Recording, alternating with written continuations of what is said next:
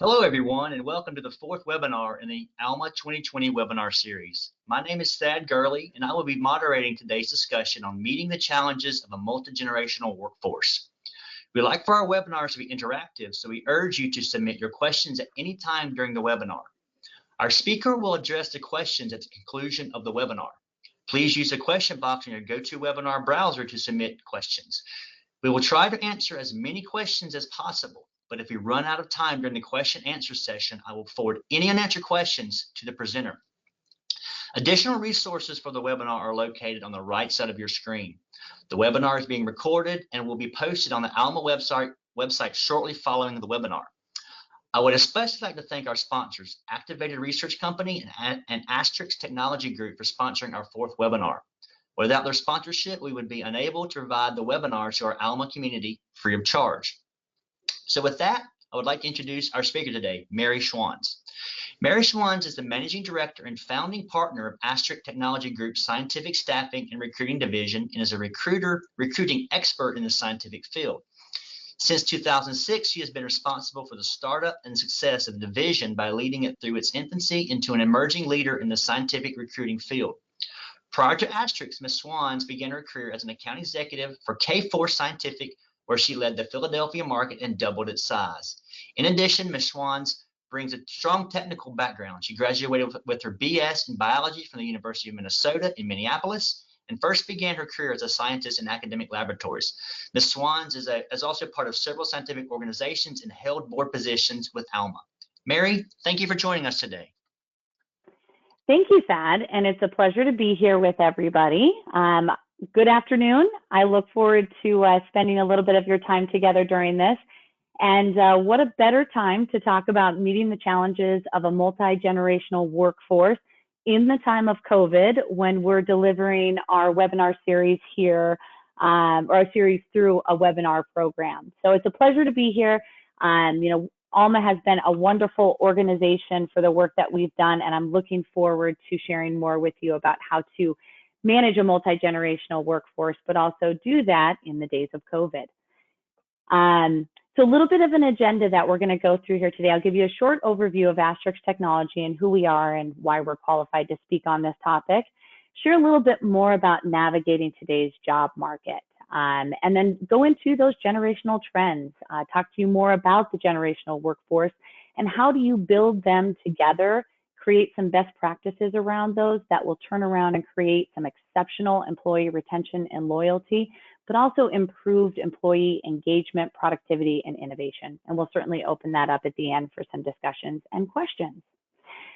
So with that, I got a little introduction of myself already, but here it is again. I oversee our Northeast division here with Astrix. We are now a national organization. And as Thad mentioned, I am responsible for developing and starting up our staffing division within Astrix. But we are a company that has been around for about 35 years now. We actually celebrated our anniversary in August of this year. So quick little snapshot of who Astrix is. We're an informatics, professional services, and staffing company dedicated to servicing the scientific community. As mentioned, we were established in 1995. We're still privately held, and we originated as an IT division out of APBI, and it was a life sciences research organization. So we uniquely understand the laboratory operations and now have joined that on the services side for how we support the scientific community. We have 7 offices across the United States as well as in Costa Rica. We're headquartered right out of Red Bank, New Jersey, and our compounded annual growth rate over the last 4 years has been 17%, and last year we were about $62 million in sales. In addition, we have about over 800 W-2 employees that service a lot of the organizations that we support. This little graphic is great, and you guys can keep this for my presentation later here, but it's a little bit more about why we're different. You know, we have 750 plus scientific professionals that we have within our own organization and out, as mentioned before, with a lot of our clients. A very deep bench, about 150 plus people within scientific domains with informatics, recruiting, scientific experience. And we support over 200 scientific informatic projects a year. And as mentioned, our staff is greater than 800 people out there working with our clients. And it's a variety of different things. We support ELN, SDMS, data management systems, and development across informatics professionals and different expertise. All right, so what a better time to talk about today's job market. If it hasn't shifted for anybody here, you're very, very lucky. But you know, we are working right now under a new normal, one that does not have a template for us to work with or follow. You know, we are in a remote work in the age of COVID. As a result, companies, laboratories, we are seeing a seismic shift in business priorities, and businesses are pivoting with that to support the demands that are occurring, you know, for a variety of different reasons. In addition to that, we've already entered into a digital revolution, and we pretty much skyrocketed that by moving to an even more remote workforce and having to keep people interconnected in a way that we've never had to do before. So we're redefining the system of work. We're optimizing those generational team dynamics, but that's creating some diversity and inclusion that we have to keep in mind as well. And that last part's going to lead into what does our landscape look like post-COVID? And nobody has a crystal ball and nobody has a template to follow in this. It's going to be unique for everybody.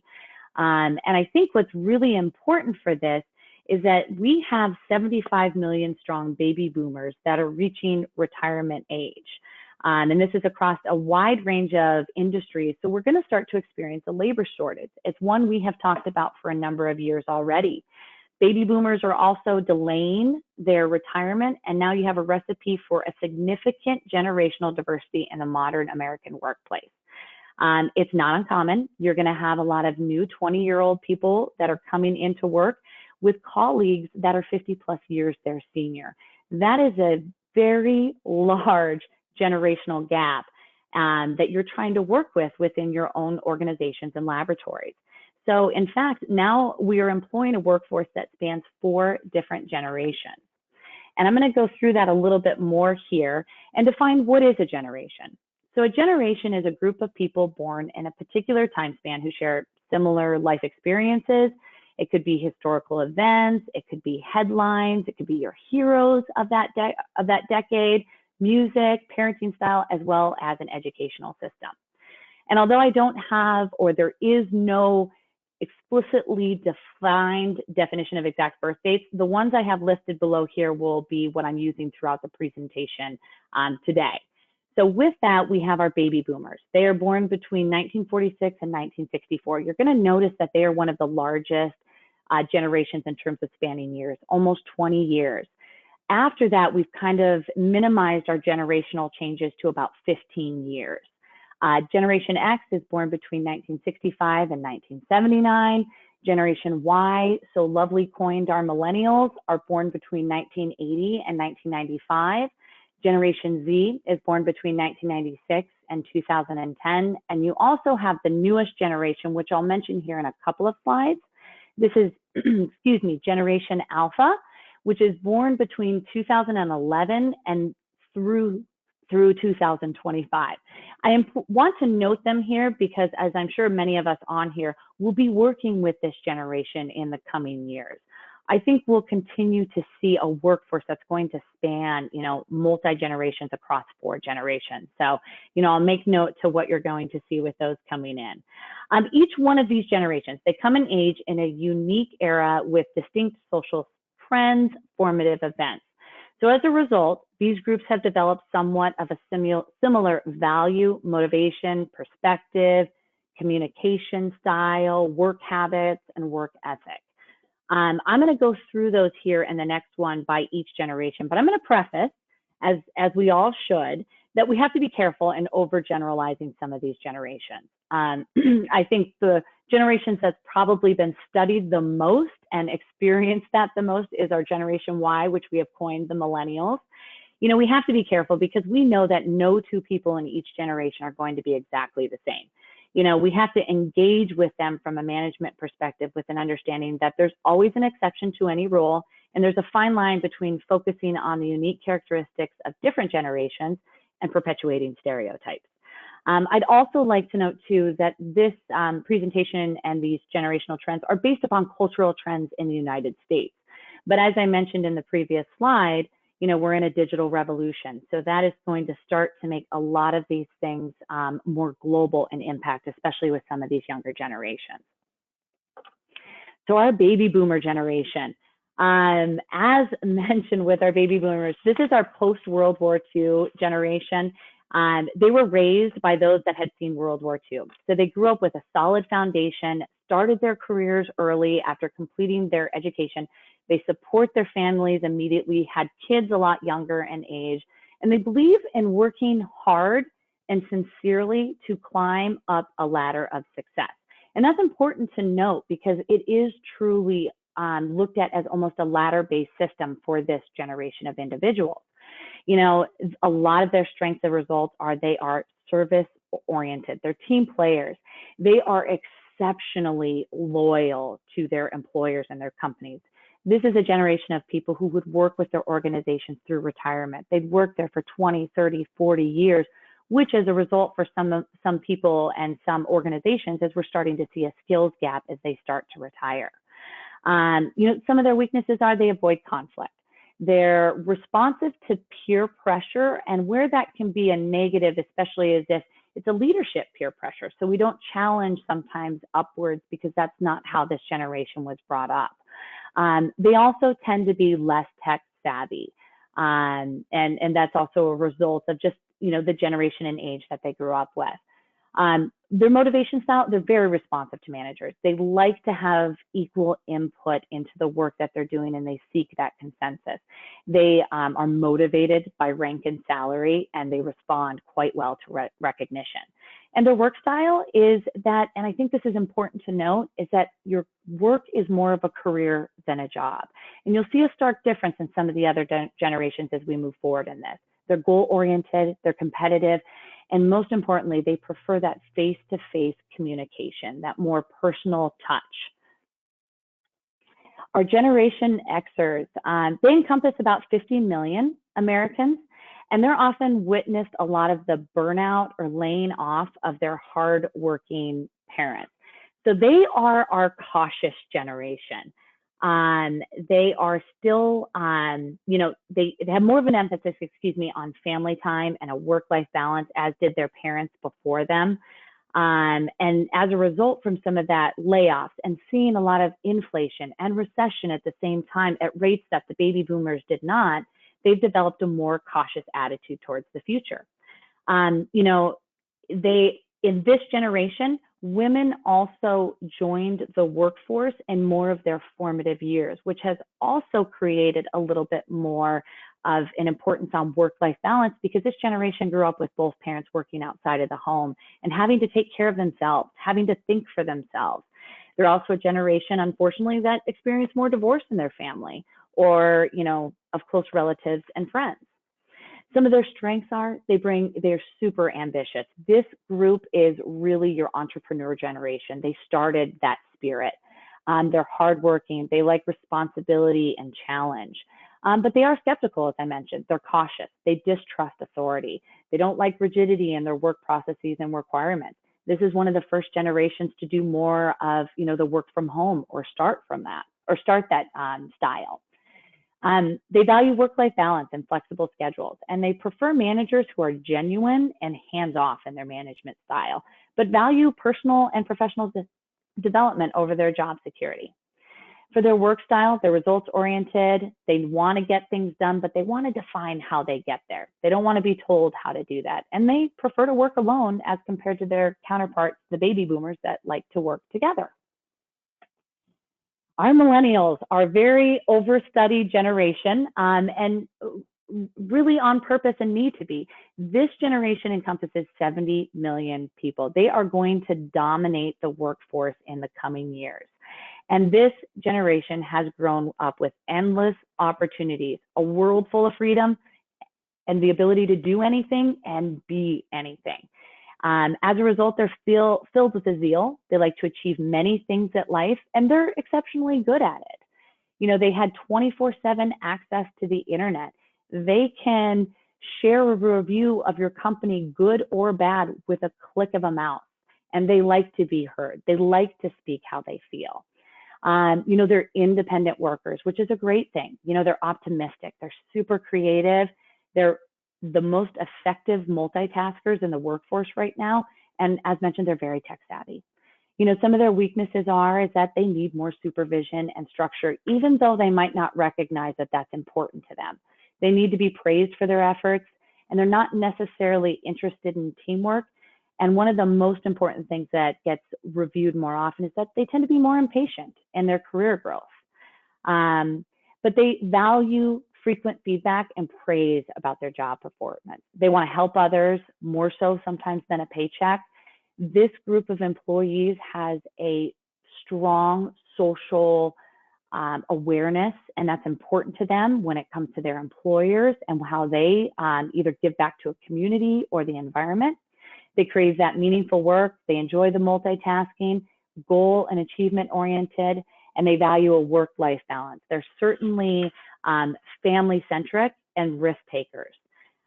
One thing that I want to note about that achievement-oriented focus on millennials is that they are more loyal to their profession than they are their employers.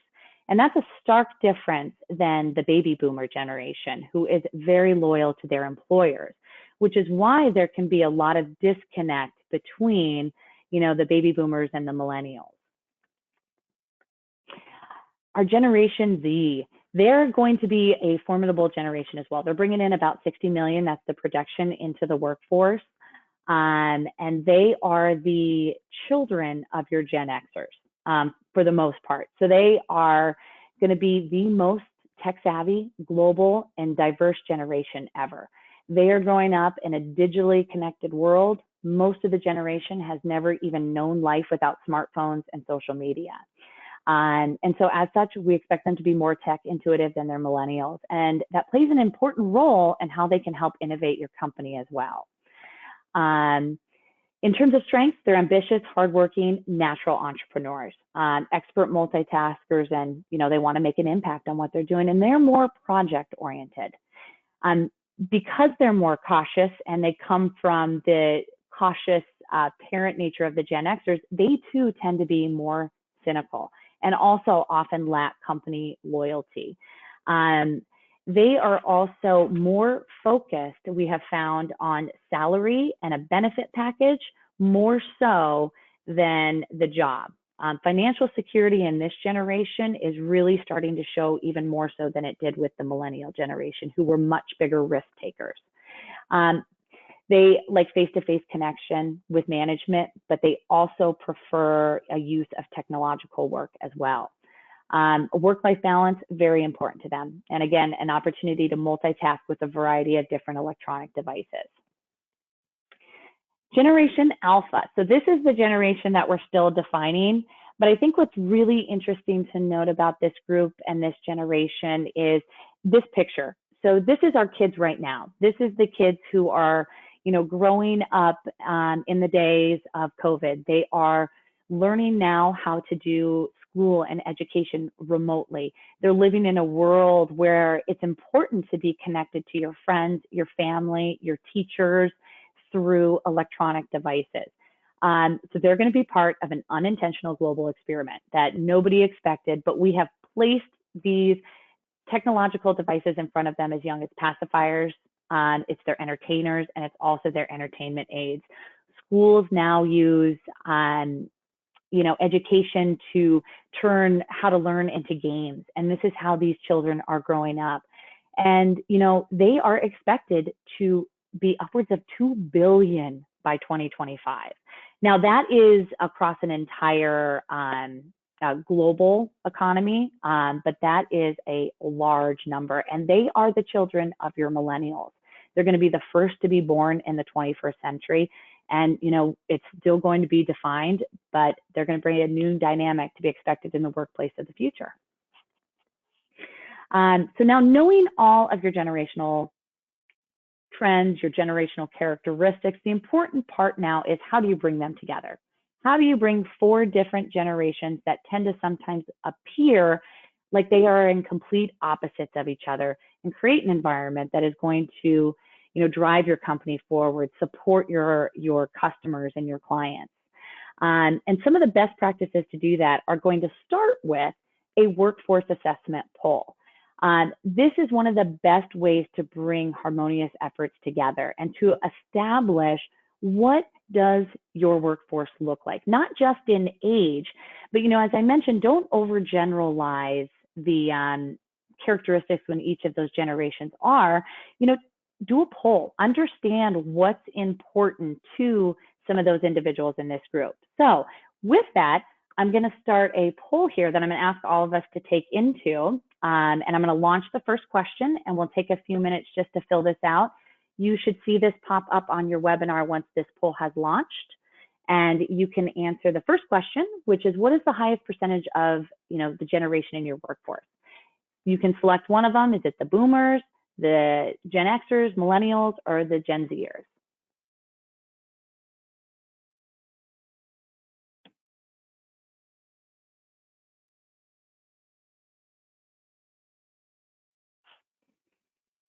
And as those answers start to come in, we'll show you the results of those.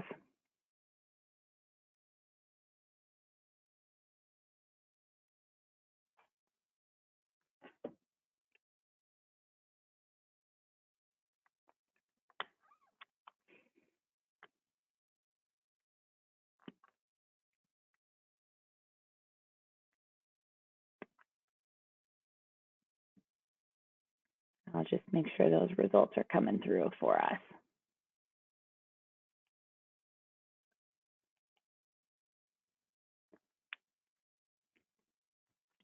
Perfect. Okay. So as you can see, you are starting to see what a multi-generational workforce looks like. The Gen Xers are certainly start to dominate as some of the baby boomers have started to move out. But I think what's important is look at how strongly we're starting to see our millennials come up into the workforce. So this is good. I'm going to launch the second question for us.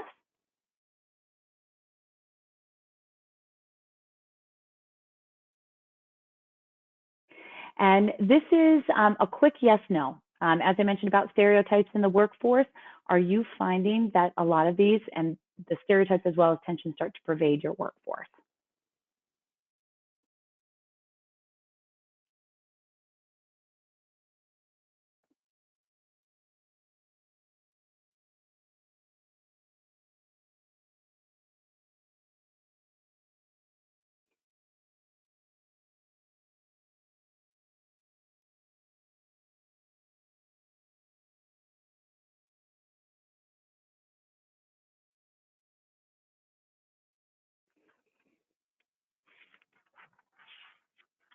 Perfect. We should start seeing the results of that question shortly.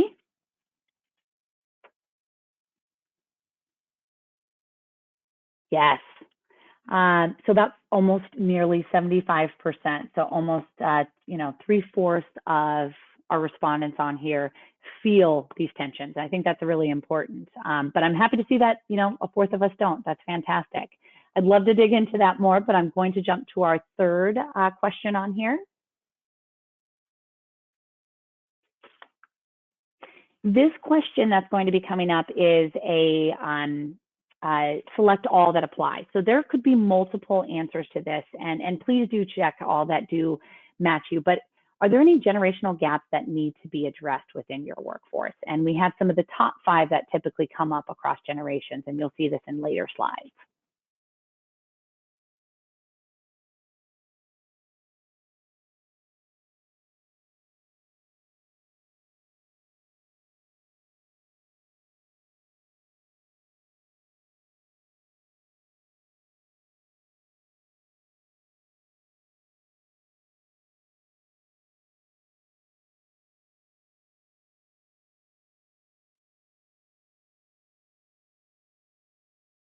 And as you guys are waiting for the results to come in on this one, these 5 characteristics you're going to see in a later slide that I have. And one of the interesting things is in a later slide, I'll start to connect that to different generations. So when you do your workforce assessment, you might even want to do that if you consider using some of these questions.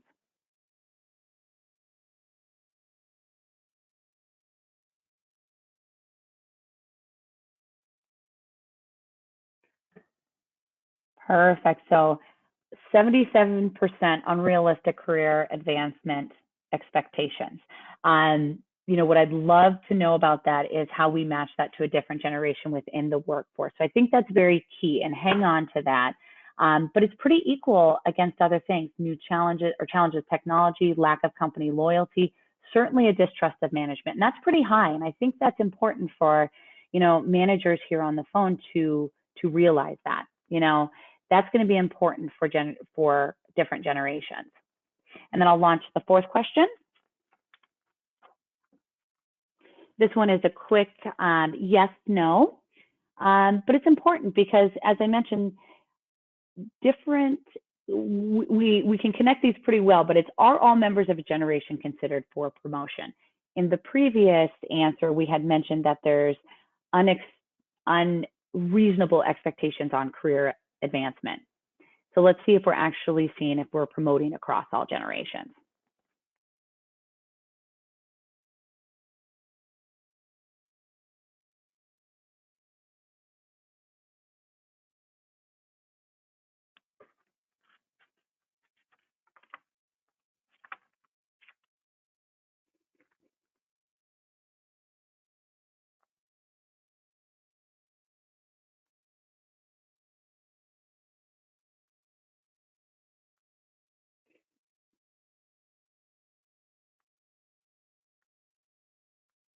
Excellent. That's great. That's wonderful. So we're seeing, 75% roughly are being considered. I'll launch the next question, which is, are all generations involved in making hiring decisions? And this is a quick, easy yes, no question as well.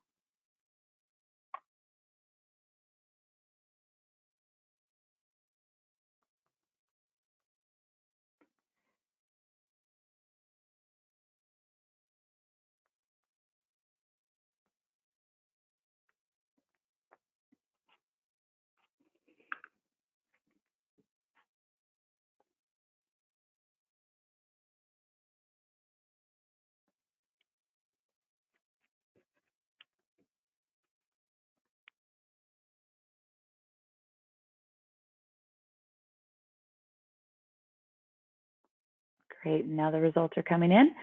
No, that's interesting. So it's nearly half, but we have a little bit of a majority on the no side of that. And that'll be something I address here in a further slide as well.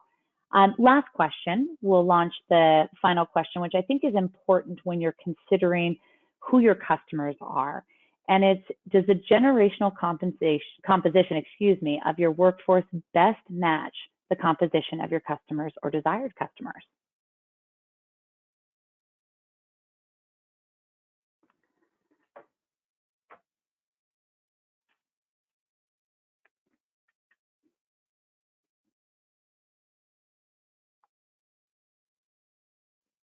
That question might take a little bit of thinking.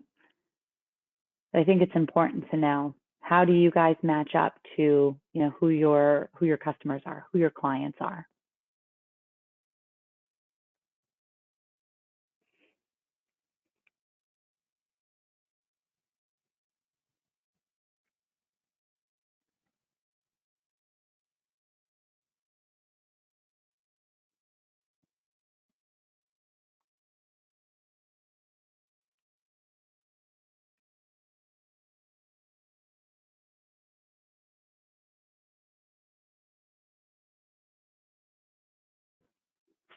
All right. Okay, so we're seeing a lot of matching to the Gen X generation. Okay, wonderful. All right, so that was hopefully fun for us on this webinar. And I'll move forward to a little bit more about why this is important. So these are the questions as well as the answers, and you guys will be able to see these in my slides. But this all ties into how we build a cohesive multi-generational workforce. So you need to know who your staff is, which is why this is important, not only by their application and when they were born, but what are the generational trends that match to their generation, and maybe perhaps they're fitting into something else so that you can start to blend your environment. Most importantly too, you want to have a good communication plan. As I mentioned before, each generation has a different style and a different preferred communication style. Make sure you're using that. Baby boomers want the face-to-face time, the in-person meetings. Your millennials are okay with emails, text follow-ups, check-ins that way. Gen Xers don't need as much face-to-face, but they like the emails and they want the calls. But your younger generation wants to have the more technology-driven communication. Training. This is something that I want to add as well. It's good to conduct regular training sessions, but change it in there a little bit to emphasize the benefits of generational diversity and help each generation learn to respect the talents of others. And you can do that in a multitude of ways, but what's going to be important to do, why you should do that, is because you'll start to create that cohesive environment. One of the ways that you can offer that too is through mentoring and coaching. As I mentioned, the baby boomer generation loves to mentor and coach. It's one of their greatest things they like to do is pass that knowledge on down to the generations below them. They tend to be teachers. They see the importance of that. So create an opportunity for them to work together, to learn from each other, to teach each other skills in a laboratory, to, learn a new skill outside of the laboratory. Develop programs that allow them to do that, and, allow the younger generation to teach some of the older generations some new technology, how they can do work maybe more efficiently or quicker by incorporating different levels of technology. Work styles. Incorporate different work styles. This is so important now, especially now that we're in such a remote lifestyle anyway. I know not everybody is. We've got people working in our laboratories. We've got managers sitting outside of it. We've got department heads going in and out. Some are at home, some are at the office, some are there full-time, some are not. But wherever possible, and I know it can be difficult strictly in a laboratory, but offer flexible work options that allow them to contribute in a way that best suits them and acknowledge their efforts for doing so. Have flexible benefits. And what I mean by that is not an HR benefit thing, but more flexible reward and recognition programs. Do different things that motivate those employees or incentives that matter to them. The younger generation is more globally conscious. Provide recognition programs for supporting, a program that they put in place for the laboratory or a food kitchen, or, those are just different ideas. Manager incentives are important, and this might be something that we need to take to the people above us, but we should be developing programs that reward managers for retaining people who report to them, and to retrain them to hire the best people for the position instead of hiring people who look like us. It's human nature to do that. We tend to hire people who act, think, are like us. That's where a lot of your friends come from your own generation. But that sometimes isn't always the best recipe for maximizing retention. Internal hiring. I mentioned before in a previous, or asked the question in a previous poll, if we do allow all generations to participate in the hiring process. And, right now it doesn't look like we do that a lot. I would encourage doing this more. Bring in peers into the interview. Bring in people who have been there but might be a younger generation who can support how the company is moving forward in a technological way. Different ways that you can bring them in helps reduce that conflict. And one of the other things, special programs and events. Food is one of the best ways to do that. Have team celebrations, have birthday celebrations, get together for lunches that bring in an entire department or a laboratory or a group that work together so that they can start to build rapport and respect. Food brings people together. They can share knowledge, they'll get to know each other, understand the fun things like they do outside of work, and you'll start to find a lot of commonality, but just kind of shown in a different way.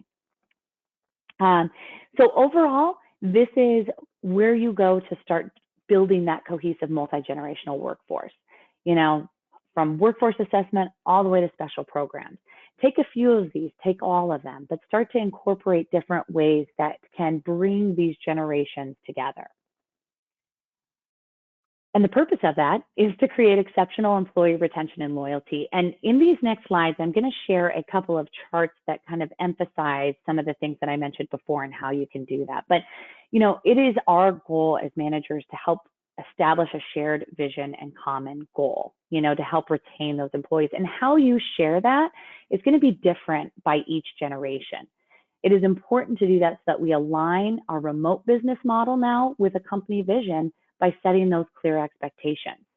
Each generation needs to know what is asked of them. Some like to know the specific process about how to get there. Others like to know, this is the results I need to get you to, and it's up to you on how to get there. But make sure you check in, and where are they on achieving those results by that deadline?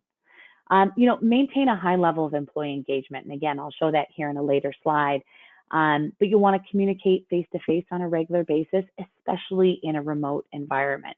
Now, millennial, Gen Zer, you can still communicate face-to-face, but now we're doing that via Zoom and Microsoft Teams and all the different communication message or platforms. Trust your employees. I think that's the biggest thing is, most of your employees want to know that they're trusted to do their job and to deliver the results you've laid out for them. And stay focused on goals and not activity. As the older generation begins to retire, this is the pervasive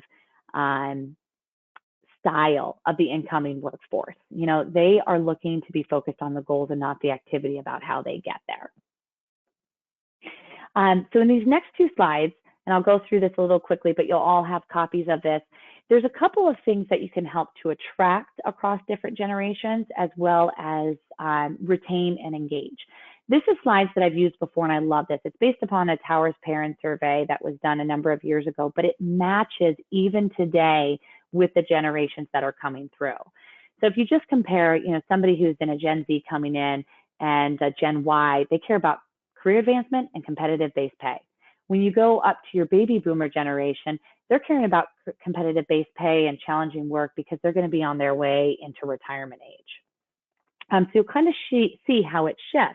I'm going to make note of this as well, because you're going to notice that even though each generation has a preferred style when they're of a certain age, when they start to progress and you see Gen Yers down where baby boomers are, you will see some commonality in what they're looking for as they're leaving the workforce. Some of the retention drivers across generations, which is very important, is your young generation, by far, by large, is looking for career advancement. Sometimes that gets overlooked and pushed into, you've got to give them a new title, you've got to give them a promotion every year or two. But career advancement can happen through cross-training. It can happen through mentorship opportunities. It can happen through, empowering them in different ways. So you'll start to see that go through as well. As you get into the older generations, they just want to feel some satisfaction with their decisions, and they want a great place to work. They want to enjoy where they're at. They're committed, they're here, and they want to enjoy it while they're doing it. All of this is important because what we're trying to do is create improved employee engagement, productivity, innovation. How are we doing that? We've got to build trust within an organization. You've got a generation that is at retirement age, but they are not used to seeing the layoffs. They've been able to stay with their company for 30, 40 years. Then you hit your, Gen Xers who have seen a lot of layoffs. They dedicate themselves to a company and they get laid off. And then the Gen Zers who have seen their parents get laid off doing that. So that's where that skepticism comes into play. So we've got to build trust. And you do that through demonstrating thought leadership at all levels. That's going to be important, that leadership is now no longer a top-down approach. It is becoming more of a collective approach. We have to have an agile mindset and effective change management, continue to drive a culture of innovation, and extend your culture beyond the brick and mortar workplace so that you can manage those performance expectations. Stay close to your customers and your clients, and work through this digital transformation, because we will still be working in offices and laboratories as well as working remotely. You're going to have to augment and work with your staff in order to get yourself around that. This is the third chart from that Towers Parent survey that I was mentioning before, but this is your engagement drivers across different generations. And as mentioned, it's ranked as well. In order to keep those employees engaged, number one for Gen Zers is they want to see leaders developed at all levels. So if we're not bringing them into the hiring decisions and we're not helping manage and bring them into the hiring decisions, or some of our new goals that we put in place, they're going to feel left out. They're not used to the rank and file. That's not their style to be engaged. Excuse me. But as you get older, what's important to them is senior management is interested in their well-being. They care about them. They know that they've got kids, grandkids, they've got, travel that they want to do, and we support that. We're interested in who they are. And we're helping improve their skills. I think that's something that's important and can be overlooked, is that everybody still wants to learn, not just the young Gen Zers and millennials, but also your baby boomers and your Gen Xers. This is a slide that I want to share that I think is phenomenal about generational leadership styles, because what you're going to see is how can you lead a generation of individuals when you're not also used to the style? And how does somebody who's maybe a Gen Xer lead and manage a baby boomer? Or, we're going to see more millennials moving into management positions. So, it's moved from a controlling all the way down to an empowering type leadership style. So we've gone from baby boomers like to be directed. That's that step ladder, to Gen Xers, which are, hey, coordinate with me, and I'll work through and get you those results. But you look at millennials and you can kind of just see here that they want to be guided. They want to be kind of thought as that they're a part of this, which has opened up the conversation and the leadership style around empowering. So as you can see here, it's a leader's responsible for empowering them. And again, I think this is important to see how the styles change over time, but we're all starting to blend into this, especially since we're in a digital age. This is something, I know it's a tight slide with a lot of information, but I think what's important with this is it's a great book called Gray Goldfish by Stan Phelps and Brian Doyle, but it's understanding who you are in a generation as a leader on that the top part, and then on your x-axis, and your y-axis is who are your employees. So if you're a leader who is in the baby boomer generation, which is listed as matures here, but I'm managing millennials, here's how I can recruit for them. Here's how I can train for them. Here's how I can manage them and inspire them. And then reverse that. We are in places now where a young generation is now leading an older generation. So, as a millennial, how do I support my employees who are of a Gen X age or who are a baby boomer age? And you can see this, respect past achievements, interact with team building, share all the credit, and help them learn. So this is a really great matrix that we should be using within our organizations, because leadership is so important. And this is, one thing that I just want to share, because as we are in the age of COVID, we're in our new normal, what are employees experiencing right now? And what is that roadmap going to look like for us going forward? So, anxieties are shaping the employee experience. So this is a really great, actually rather quick analysis that was done from, Towers Watson, which is lockdown to reopening. So when we were locked down in March to April for a lot of individuals across the country, and now how that's starting to look in May, June, July. But anxieties are still there. And this is regardless of generation. So this is a connection between all of them. Now, what they're anxious about could be different depending upon where they fit, where their, life has taken them. But, anxieties are one of the pervasive fears in reopening and work. And then we also have financial worry. Distraction has started to come down. I think that was very high when we first go to remote work, and you've got some of the, Gen Xers and Gen Yers now who are having kids and having to deal with the distractions of managing your home and your work. But we've started to create a little bit of balance, but it's still high. That's something that we as managers have to make sure we're supporting as we start to continue our reopening and building our workforces for the future. So in conclusion, the biggest thing is we have to adapt. We have to implement the right combination of programs, policies, practices to build an engaged and productive generational workforce. We want to leverage unique strengths of each generation to foster supportive, collaborative, and engaged work teams. Companies that do work to develop that harmonized work environment using that assessment pool, rewarding, developing employees from all generations in ways that matter to them, will start to really create that cohesive environment. And in the end, we are all looking for the same path throughout our work life.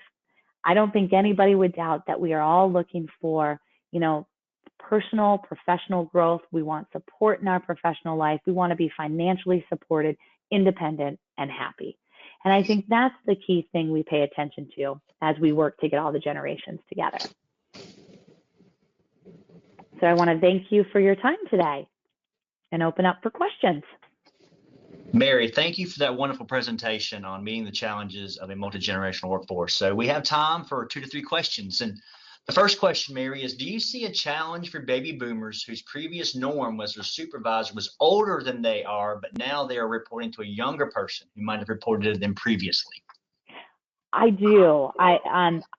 The question of do I see that as a challenge? Yes, I think it's a big challenge. But I think when you bring those individuals together, and I think that matrix that I put up about generational leadership versus generational employees is one of the best ways that you can learn how to, as a millennial, talk to somebody who is older than you, who likely has a lot more knowledge in the industry that you do, but you've got a leadership perspective that puts you into this role to support them. So working together to understand, A, how to deliver that message, but B, how to talk to each generation is going to be important. And I think in our leadership style of more empowerment and pulling people together, it's something we can do cohesively. It's no longer, like I said, that rank and file and you have to be told what to do. Work with that baby boomer and have them show you what has worked in the past and then offer expertise from a millennial to change how it can go more efficient. Yeah, great. Thank you. So the second question is, would you be able to speak to how each generation will adjust to a gig economy? Oh, that is a wonderful question. And, it kind of goes back to what I said is that we're entering into that digital age of digital age revolution. I can't speak to it directly about how we're going to have to deal with that, but I think what's going to happen is we're going to have to move quickly. One of the things that is difficult, I think, for some of the older generation is they're more resistant to change because change didn't happen as quickly as it is with the younger generations. I think when you look at studies that are being done as well, that's why we've moved from 20-year generational gaps to 15-year, because so much is happening within those short amount of years. I wish I was better equipped to say that I can tell you what's going to happen, but we have to be open. We have to train together, and we have to have a change mindset and grow together. It's going to have to work on all generations and to mold those together. Great. So one other question, kind of following up on your first, answer. So how do you balance employee engagement between generations when some generations need more time to achieve the same outcome? Great question. I think that's also something that you have to understand is you can't necessarily change the amount of time that it's going to take somebody to get there. You can help them as a leader get to that end result maybe in a quicker way by introducing technology. But I think that's a leadership mindset, is that, you may have to set shorter goals for somebody who might take longer to get there. So instead, break that goal down into shorter accomplishments so that those goals can be met still within somebody who might hit a goal quicker due to the nature at which they move. The speed at which our Generation Z and our millennials move at is much faster than anything any of the Gen Xers or baby boomers have met. So, you could do that 2 ways. It's allow for the time. Plain and simple is allow for more time, knowing that the generation requires that. Or break that goal down into smaller goals to achieve and match that with what a generational lower or 2 will get to faster. All right. Well, thanks again, Mary, for this wonderful presentation. So this brings us to the end of our 4th webinar in the 2020 ALMA webinar series. We would like to remind you that this webinar will be available on the ALMA website. On behalf of ALMA, we'd like to thank Mary Schwans for presenting today. We'd also like to thank the audience for taking time out of your busy schedules to join us today. Thanks again to Activated Research Company and Astrix Technology Group for sponsoring this webinar. For more information on our upcoming webinars, please visit the ALMA website. We look forward to you joining our next webinar on November 4th when James Coughlin presents on leadership and laboratory safety, the manager's role. Thank you and enjoy the rest of your day.